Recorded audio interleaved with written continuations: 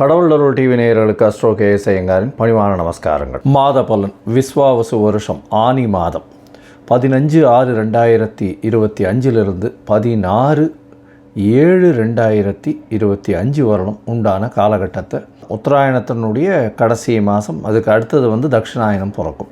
இந்த மாதத்தினுடைய கோல்சாரம் அப்படின்னு சொல்லும்பொழுது மேஷத்தில் சுக்கிரன் இருக்கார், மிதுனத்தில் 3 கிரகங்கள், அதாவது புதன், குரு மற்றும் சூரியன். ஏன்னா மிதுன மாதம் அப்படின்றதுனால சூரியனும் 3ஆம் இடத்துல இருக்கு. 5ஆம் இடம் அப்படின்னு சொல்லக்கூடியது அப்படின்னு பார்த்தோம்னா சிம்மம். சிம்மத்தில் 2 கிரகங்கள், அதாவது செவ்வாயும் கேதுவும் இருக்குது.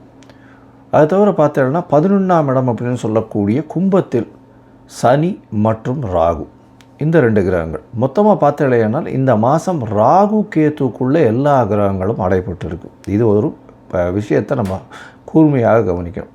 அதனால் நம்மளுடைய முயற்சிகள் எல்லாவற்றையும் வெளிநாட்டில் இருக்கக்கூடியவர்கள், அந்நிய சக்திகள் எடுத்துக்கொள்ளக்கூடிய வாய்ப்புகள் மிகவும் அதிகமாக இருக்கும்.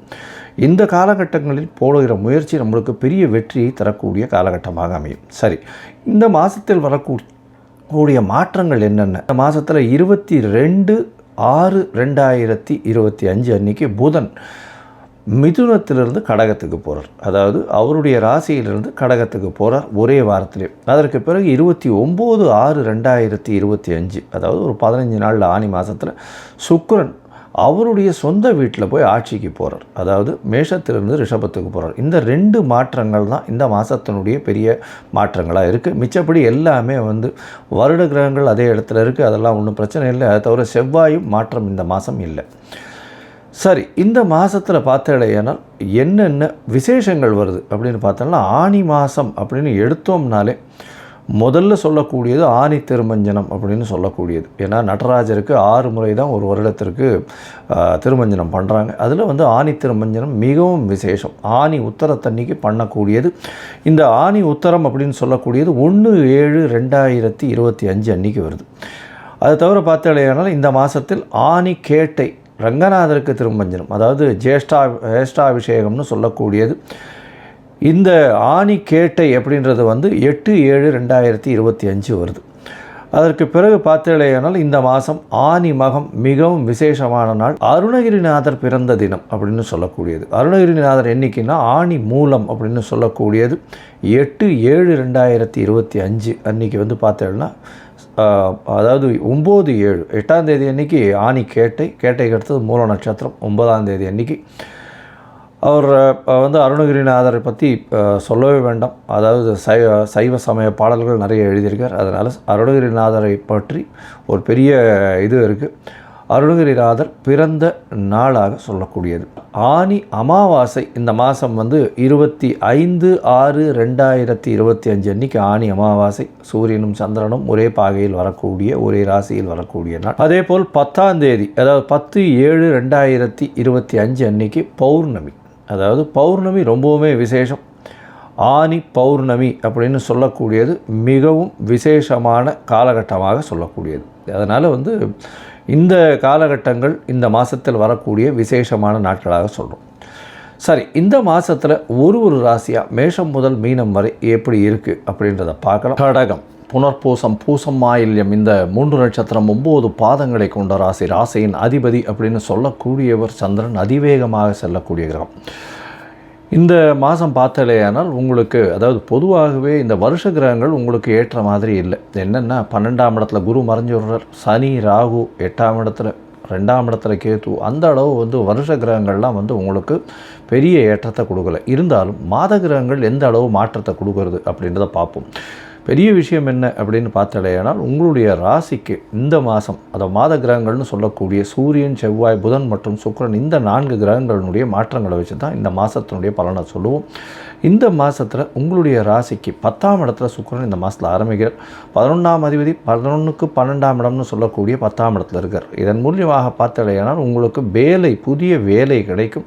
ஆனால் போதிய சம்பளம் கிடைக்காது. அதாவது போதிய சம்பளம்னு சொல்லக்கூடியது அந்த வேலைக்கு உண்டான சம்பளம் கிடைக்கிறது கொஞ்சம் கம்மியாக இருக்கும். அதனால் வேலை நிச்சயமாக கிடைக்கக்கூடிய வாய்ப்பு. இவ்வளவு நாளாக வந்து வேலையில் தடங்கள் இருக்கும், வேலை மாறுதல்கள் இருந்திருக்கும். இப்போ வேலை நிச்சயமாக கிடைக்கக்கூடிய வாய்ப்புகள் உண்டு. அது தவிர பார்த்தீங்கன்னா இந்த மாதம் ஒரு 29/6/2025 அப்புறம் ஒரு 15 நாள் கழித்து சுக்கிரனும் 11ஆம் இடத்துல ஆட்சி பெற்று போகிறார்.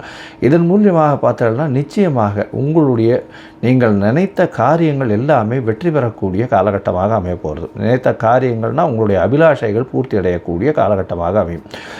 உங்களுடைய ராசிக்கு பார்த்தீங்கன்னா 12ஆம் அதிபதி அப்படின்னு சொல்லக்கூடிய புதன் உங்களுடைய ராசிக்கு 12ஆம் இடத்துல ஆட்சி பெற்று போகிறார். இந்த மாதம் ஆரம்பிக்கும் பொழுது ஒரே வாரத்தில் அவர் உங்களுடைய ராசியிலேயே வந்து அமர்றார். உங்களுடைய ராசியில் வந்து அமரும் பொழுது 12ஆம் அதிபதி ராசியில் அமர்றதுனால சிறு சிறு செலவுகள் கொஞ்சம் அதிகமாக இருக்கக்கூடிய வாய்ப்புகள் நிச்சயமாக உண்டு. உங்களுடைய ராசிக்கு பார்த்தோன்னா 2ஆம் அதிபதியும் 12ஆம் இடத்துல போய்டுறார். அதனால் தேவையற்ற செலவுகள் கொஞ்சம் வரக்கூடிய வாய்ப்பு உண்டு. இருந்தாலும் சுப செலவுகளாக இருக்கும். ஏன்னா குரு 12ஆம் இடத்துல போய் இருக்கார். அதனால் உங்களுடைய அதாவது 9ஆம் இடத்தின் அதிபதி பாக்யாதிபதினு சொல்லக்கூடியவர் குரு 12ஆம் இடத்துல போய் இருக்கார். அதனால் நிச்சயமாக சுப செலவுகள் வரக்கூடிய வாய்ப்புகள் நிச்சயமாக இருக்கும். இந்த மாதத்தில் உங்களுடைய ராசிக்கு பார்த்தோன்னா 2ஆம் இடத்துல செவ்வாய் இருக்கார். செவ்வாய் 2ஆம் இடத்துல இந்த மாதம் மொத்தமே இருக்கார்.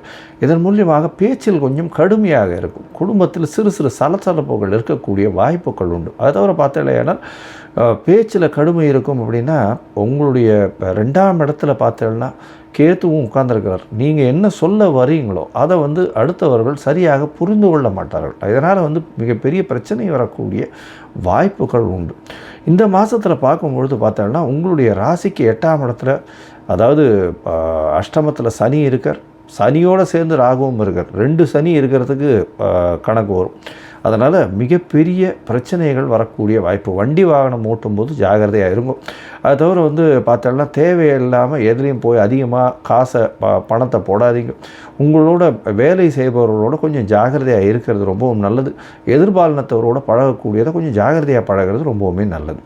பேச்சில் ரொம்ப கவனமாக இருக்கும். அது தவிர பார்த்தீங்கன்னா இதில் வந்து குடும்பத்தில் சிறு சிறு பிரச்சனைகள் வரும்.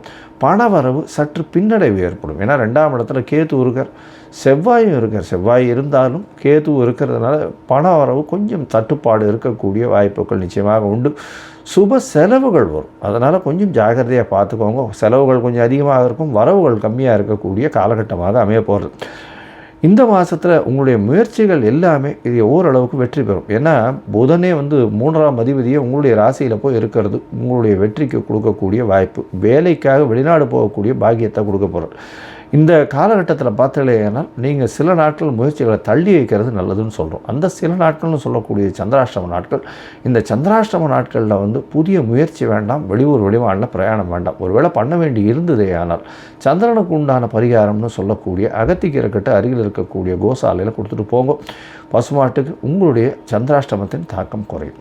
சரி, மொத்தத்தில் இந்த கடகராசிக்காரர்களுக்கு பார்க்கும்பொழுது இந்த கடகராசிக்காரர்களுக்கு பார்த்தேனால் இந்த காலகட்டமான ஆனி மாதம் விஸ்வாவசு வருஷம் நல்ல ஒரு ஏற்றம் இருக்கக்கூடிய வாய்ப்புகள் சிறிது கம்மியாக இருக்கும். ஏன்னா ராசிக்கு உடல் நிலையில் ஏற்றம் இருக்கக்கூடிய வாய்ப்பு உண்டு. உங்களுடைய ராசிக்கு 8ஆம் இடத்துல அஷ்டமத்து சனி ராகுவோடு சேர்ந்து இருக்கிறதுனால சிறு சிறு தொல்லைகள் வரும்.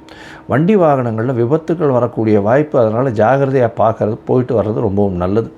12ஆம் இடத்துல குரு இருக்கிறதுனால சுப செலவுகள் அமையக்கூடிய வாய்ப்பும் தந்தைக்குன்னு செலவு பண்ண வேண்டிய காலகட்டமாக அமைய போகிறது.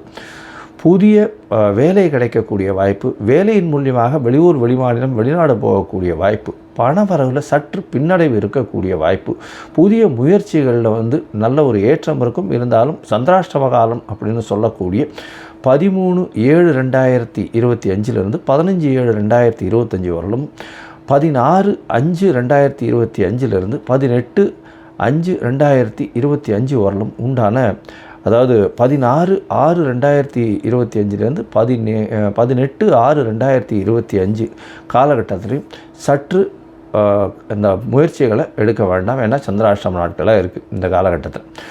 இந்த காலகட்டத்தில் பார்த்தோன்னா படிக்கக்கூடிய குழந்தைகளுக்கு நல்ல ஏற்றமாக இருக்கும். முயற்சிகள் வந்து நல்லபடியாக இருக்கும். பண வரவில் சற்று பின்னடைவு இருக்கும்.